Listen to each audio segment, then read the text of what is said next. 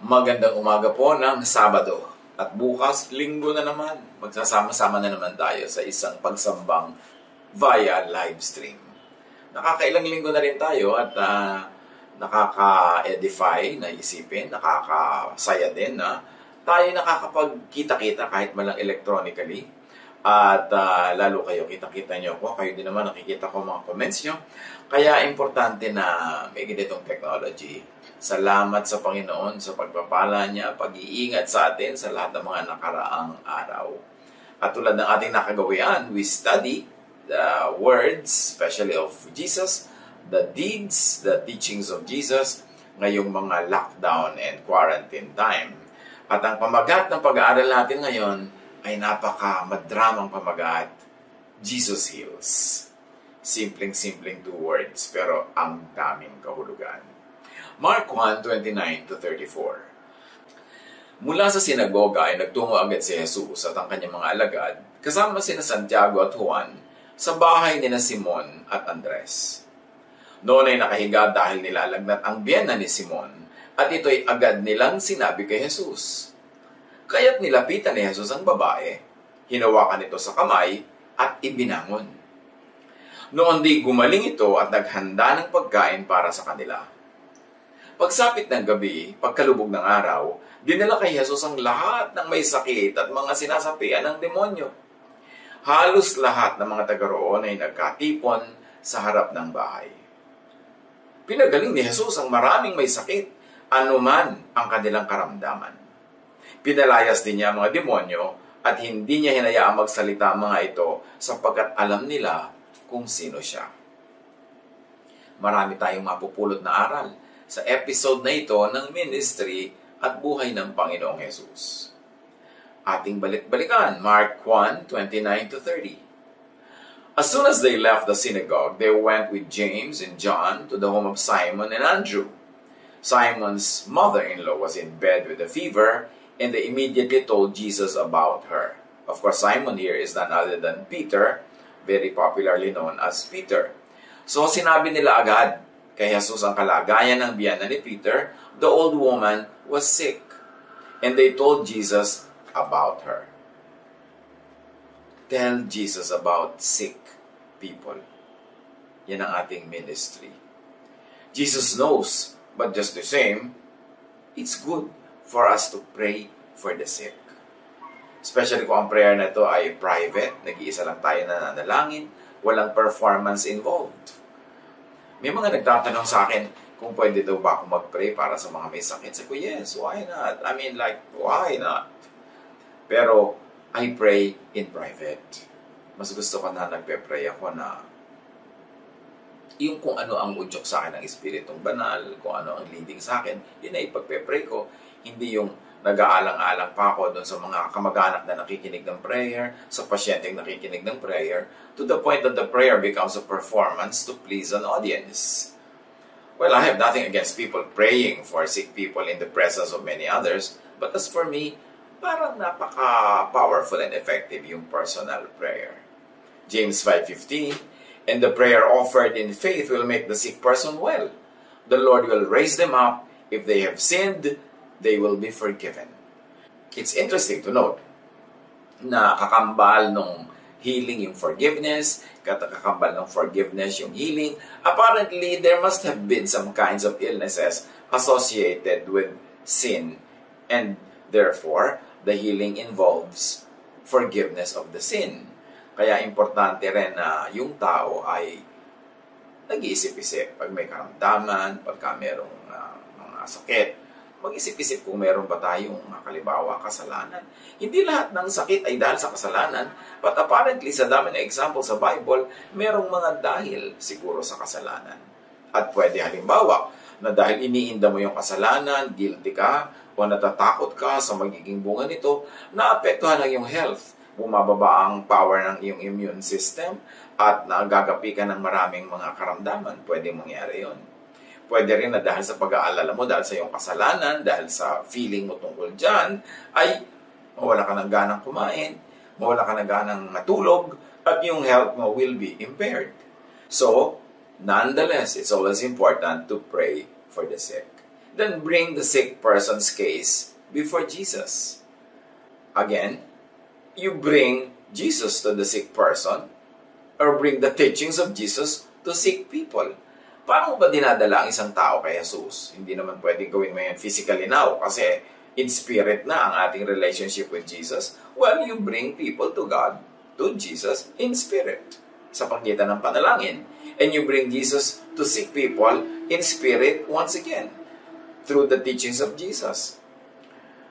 Dapat dinadala ka sa mga may sakit ang mga katuruan ni Jesus, ang kanyang mga pangako, ang kanyang mga sinabi, ang kanyang mga binitawan, ang mga blessings sa mga tao para ito madinig at tumalab doon sa taong nakakarinig.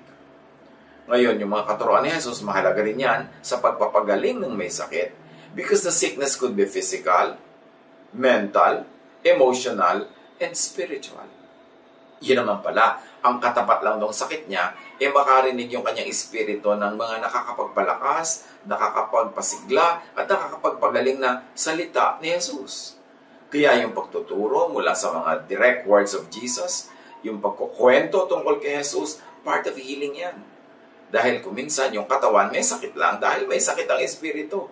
Pero yung espiritu, pagka nakarinig ng nakakabuhay na mga salita ng Diyos, nabubuhay ito, sumisigla, at kasama na sumisigla ang katawan. Jesus is the healer. Importanteng laging tayo nakafocus dyan. The spiritual touch of Jesus heals the body, mind, heart, and spirit. So, hindi lang physical ang healing. Emotional healing is very important. Maraming mga sakit dahil yung tao malungkot pala. Dahil yung tao depressed pala. Kaya yung mga sakit ng katawan niya ay symptom lang o pagbabadya lamang, pahiwatig ng tunay na may sakit, yung puso, yung espiritu, yung kaluluwa. So marami mga may sakit sa ating paligid, let's bring them all to Jesus, including ourselves, of course. Mark 1:31, sa pagpapatuloy ng kwento, dahil sinabi nila kay Jesus na may sakit ang biyenan nitong si Pedro, so he went to her, took her hand, and helped her up. What do we learn from here? That Jesus answers when called upon. That Jesus holds the sick by the hand. At ngayon, syempre, in spiritual ways. And Jesus helps the sick and the weak up. So, pumasok siya, kung nasa silid man yun, o nilapitan niya, kung nasa isang sulok, hinawakan niya sa kamay, at tinulungan niyang bumangon. The fever left her, and she began to wait on them. Talsik ang lagnat nung hawakan ni Jesus. At siyempre ngayon, mahawakan tayo ni Jesus through our ears when we hear the words of Jesus. Through our eyes when we read the words of Jesus. And through our mouths when we speak, when we recite, when we declare the words of Jesus. Yan ang mga pinapasukan ng healing. At siyempre through our hearts. Pag tinablan tayo, nakapangyarihan ng pag-ibig ni Jesus, maraming karamdaman ang gagaling. The Jesus touch works. And we should note that the healed woman worked and served them. Pagkahipo sa kanya ni Jesus at tinulungan siyang bumangon, gumaling siya, bumangon agad, nagluto at pinakain niya yung mga panauhin. Kasi sila Jesus at ang mga kasama ni Jesus, sila ay mga panauhin sa bahay na yon ni Pedro at ng kanyang kapatid na si Andrew. So meron agad lesson para sa atin yan, mga kapatid. After receiving the Jesus touch, after being healed, restored, strengthened, help, serve, especially Jesus, the work of Jesus, the work of those who work with Jesus, tulungan natin yun. Kaya tayo gumagaling, kaya tayo pinapagaling, kaya tayo pinapalakas, meron tayong mission sa buhay. May saysay ang ating lakas. And what you receive, you give. Remember, she was served by Jesus. Now she served. And when you receive, you give. Kitang-kita agad eh. Isang sentence lang nga dito sa kwento sa Mark 1 na pagkagaling niya, naglingkod agad. So what you receive, give. Service. She received service, she served. And when you receive, you give. Huwag na maghintay ng matagal kung kailan tayo tumanggap ng pagpapala, agad-agad maging pagpapala tayo sa iba. Mark 1:32-34. That evening after sunset, the people brought to Jesus all the sick and demon-possessed. The whole town gathered at the door, and Jesus healed many who had various diseases. Lessons for us: bring the sick for healing to Jesus. By prayer, by Jesus-appointed means, and this time we mean natural law, science. Maraming paraan ng paglapit kay Jesus para magpagaling ng sakit natin at sakit ng iba. Yung isa, prayer. Yan ang pinaka-madali at pinaka-madalas na ginagawa. Spiritual means. Pero meron ding Jesus-appointed, God-appointed means. Using natural law, meaning science. The healing arts, the healing sciences.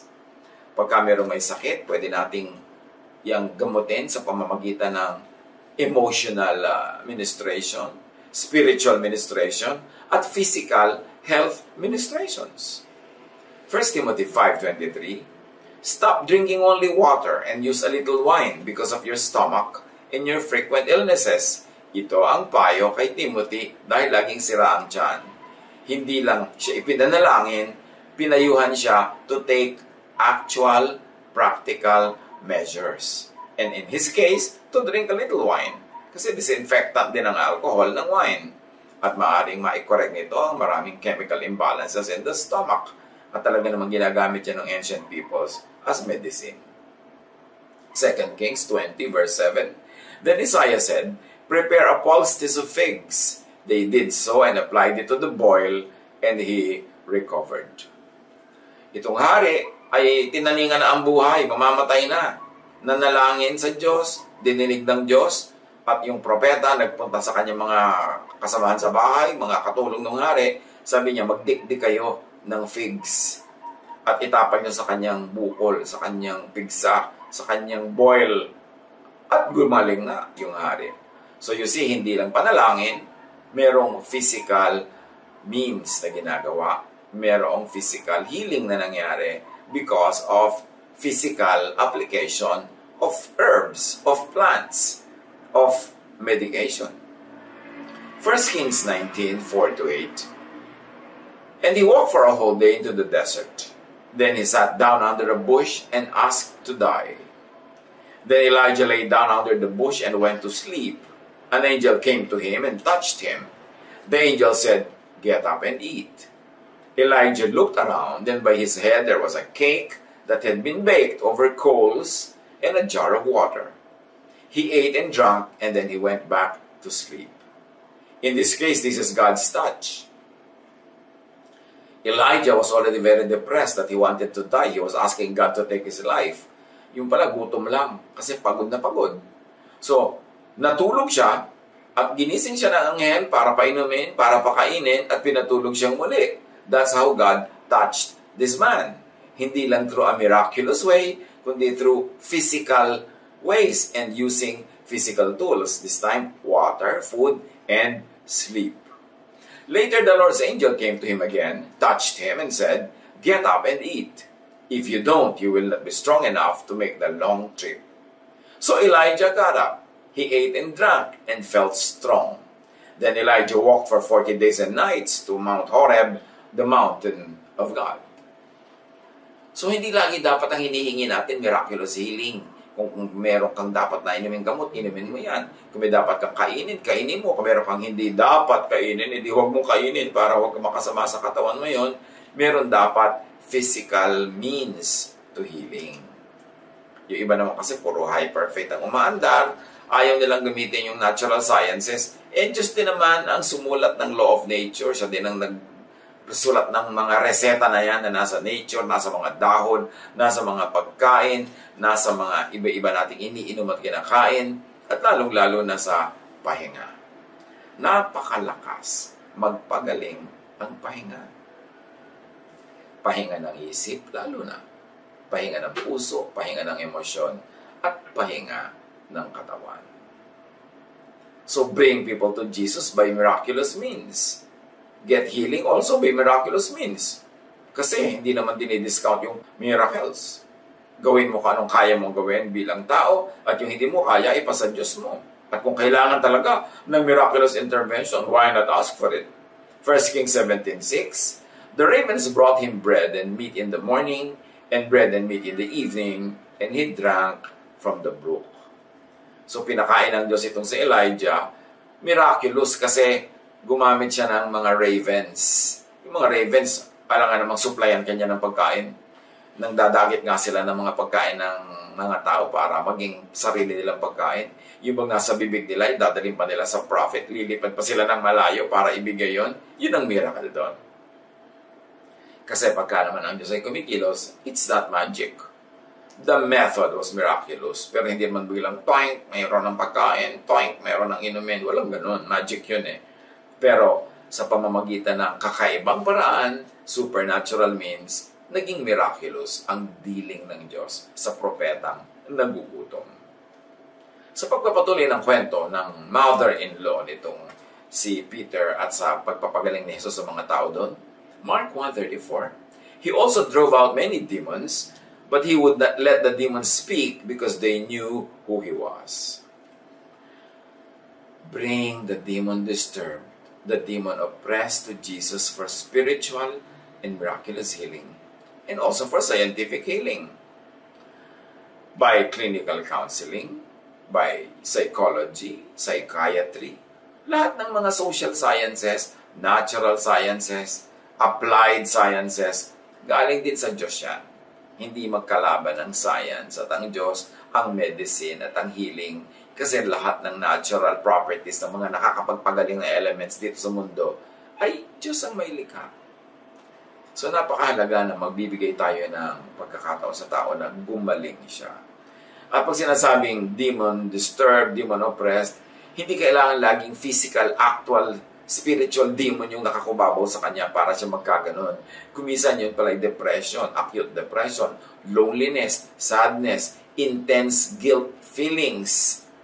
Kaya nga si Jesus sa pagpapagaling niya sa mga tao, pinalaya niya tayo sa napakaraming laws of Moses na hindi man masusunod lahat, ang magiging bunga lang sa'yo, guilt. So by canceling the law, by setting us free from the law, dinawalan tayo dapat ng reason to be guilty, kaya tayo gumagaling, kaya tayo lumalaya, at kaya ang espiritu natin nare-restore. Maraming healing ways si Jesus. Hindi lang yung makikita natin na parang himala. Yung kumikilo siya sa pamamagitan ng mga counselors, ng mga therapists, ng mga companions na napapasaya ka, nabibigyan ka ng kaligayahan, napapatawa ka. Healing lahat yan. Kasi ang tao hindi lang body, siya ay may spirit, merong soul. So lahat yan miniministeran, lahat yan hinihimas, lahat yan hinahagod in a physical, in emotional, in a spiritual way. At lahat yan can be instruments of healing. Bakit natin pinag-uusapan ng mga ito ngayong mga lockdown at quarantine time? Kasi ang daming may sakit. Maaaring physical, madaling makita yon. Pero maraming may sakit emotional at saka spiritual illness. Mental illness. Na dahil nag-aalala, namumroblema, ninenervyos, maraming mga uncertainties, maraming hindi sure, maraming biglang naiba sa ating mga lifestyle. So, nahihirapan yung iba na mag-adjust, na mag-cope.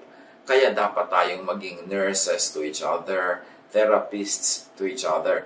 Maging sensitive tayo sa nararamdaman, sa iniisip ng ating kasama sa bahay, ng ating mga hindi kasama pero nakukontak naman natin through many electronic ways. Maging agents tayo of Jesus' healing. Huwag na tayo magdagdag sa pinoproblema nila, huwag na tayo magdagdag sa depression, sa lungkot nila, kundi magdala tayo ng kapahingahan ng isip, kaaliwan ng espiritu, at magdala tayo ng mga salita na nakakapagpakalma, nakakapagpahimik ng loob, at nagbibigay ng pag-asa. Kasi yun naman talaga ang ministry ni Jesus. Jesus heals in many ways. So let the Jesus healing happen by bringing the sick to Jesus, by bringing Jesus to the sick, by spiritual and miraculous ways, and also by natural, scientific ways. Just be practical sa pakikidil sa mga tao. Makiramdam. Paandarin lang natin ang ating common sense. Sa Luke 8, 1-3, soon after this, Jesus was going through towns and villages, telling the good news about God's kingdom. His 12 apostles were with him, and so were some women who had been healed of evil spirits and all sorts of diseases. One of the women was Mary Magdalene, who once had 7 demons in her. Joanna, Susanna, and many others had also used what they owned to help Jesus and his disciples. Women played very prominent roles in the ministry of Jesus. Later on lang, nung si Jesus ay umakyat na sa Ama, at yung church ay nakubabawa na naman ang pangunguna ng mga male chauvinists, ng mga sexist peoples who discriminated against women, yung mga babae na lagay na naman sa mga gilid-gilid, sulok-sulok, kusi-kusina. Pero nung panahon ni Jesus sa kanyang ministry, major players ang women. At dito sa ating binasa, itong mga babaeng ito, sumunod sa kanya, tumulong sa kanya, ginamit ang kanilang mga resources para sa ministry ni Jesus. Unang-una na, dahil sila ay pinagaling ni Jesus sa kanilang iba't ibang mga sakit. At meron doon, sabi pa nga, evil spirits. Si Maria Magdalena daw, 7 demonyo ang inalis sa kanya at pinalayas. Now, that can be literal 7 demons, but that could also be symbolic, meaning napakaraming mga inner demons sa kanyang puso, sa kanyang isip, mga takot, guilt, anger, hatred probably, bitterness. Lahat ng mga yan ay inalis ni Jesus. And in this way, Jesus heals by treating the symptoms. Yung may lagnat, nawala yung lagnat, di ba? Yung mga hindi makalakad, nakalakad. Yung mga may galis at may mga kung ano-anong mga ketong, natatanggal. Yung symptom, kitang-kita mo agad natanggal. But Jesus also heals by making the person whole. Yung hindi kita ng mata agad, yung hindi parang magical effect, nakita-kita mong may nagaganap, tumutuwid ang liku-likong buto, nawawala yung mga sugat. Yung hindi ganon, yung napapagaling niya ang emosyon. Ang pagpapagaling ni Jesus, iba-ibang paraan. At yung pinakamalalim, mahalaga, na pwede natin matutunan is by giving people attention, company, personal touch. Yung mga yan nakakapagpagaling ng sakit ng katawan, but more than that, sakit ng isip, sakit ng puso, sakit ng damdamin, ng kaluluwa. Yung papansinin mo ang tao, sasamahan mo, kakausapin mo, hahagurin mo kung minsan, touch on the shoulder, a hug, an embrace. Nakakagaling yan. Jesus heals people by giving them forgiveness, restoration, and value. Yung may kasalanan ka, pinatawad ka, nakakapagpagaling yan. Yung binabalik ang broken relationship, binabalik sa dati yung nasira, yung binibigyan ka uli ng privileges, ng pansin, ng attention, kasali ka uli, nakakapagpagaling yan. At bakit natin pinag-uusapan ngayon? We are surrounded by many people who might be sick. Dapat maging agents of Jesus healing tayo. Jesus heals people by giving them value. Kita nyo yung biyana ni Pedro. Nagtrabaho agad, nag-serve agad. Nagkaroon agad siya ng self-worth. So, binibigyan natin ng work, ng mission. Yung mga tao, nagdadagdag yan sa value nila. Pagka meron tayong isinasali sa project, binibigyan ng task, ng mission, inuutusan, hindi lang yung para natin sila kawawain o i-exploit. Kasi isang paraan yun ng pagsali sa kanila sa ating buhay, sinasali nila sa atin, natin sila sa ating mga ginagawa. So, nagkakaroon sila ng newfound sense of value and worth. At gumagaling ang emosyon ng mga tao na ang sakit ay feeling rejected, feeling puwera, feeling kawawa. Jesus heals by giving people acceptance, belongingness, and assurance that they are loved. Pwede rin natin gawin yan sa isa't isa para daluyan tayo ng pagpapala ng Diyos. And Jesus heals by giving peace of mind and rest for the spirit. Yung hindi natin laging ginugulo, binabagabag, binibigyan ng mga alalahanin, at yun nga, pinapatawad natin, malaking bagay yan. Kasi ang mga tao, pag meron silang guilt, tapos hindi naman makapal yung kanilang sense of entitlement sa buhay, in other words, sensitive din sila, dinaramdam din nila syempre na sila ay may kasalanan. At ang nagpapagaling sa kanila ay yung malaman nilang sila pinapatawad. Let us be generous with forgiving and forgiveness. Because by forgiving people, we help them to heal. Sa ganitong mga panahon, lockdown, quarantine, maraming possible avenues para tayo magkaroon ng physical, mental, emotional, and spiritual sicknesses. Be a recipient of the Jesus healing. Open your heart to Jesus. Accept Jesus into your heart, into your mind, into your self. Para yung kapayapaan niya maghari sa iyong buhay, yung kanyang kabaitan ang madama mo at yung kanyang pag-ibig ang magpalaya sa iyo sa napakaraming mga possible inner demons that could be torturing you. Be a recipient of the Jesus healing and be an agent of the Jesus healing. Dalhin mo ang mga tao kay Jesus. Dalhin mo si Jesus sa mga tao. God bless us all.